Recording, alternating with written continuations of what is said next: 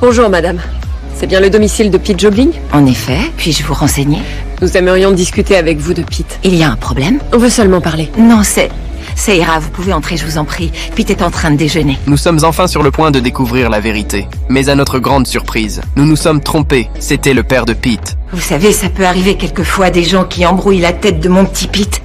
Mais ça fait un bout de temps qu'il ne vit plus avec nous. Il habite Brookhaven avec sa femme Judy. Voilà son adresse. Merci.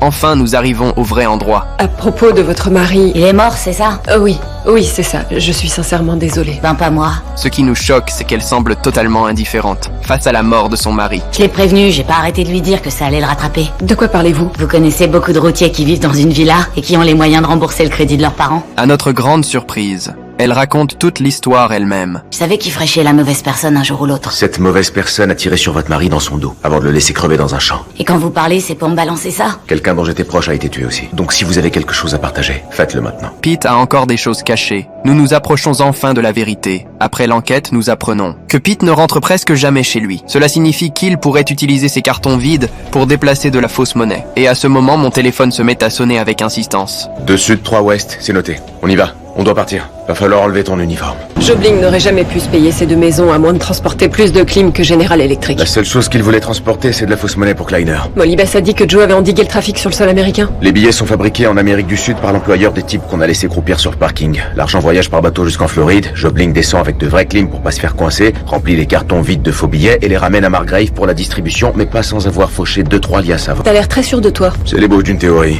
pourvu que les dossiers de Joe la confirment.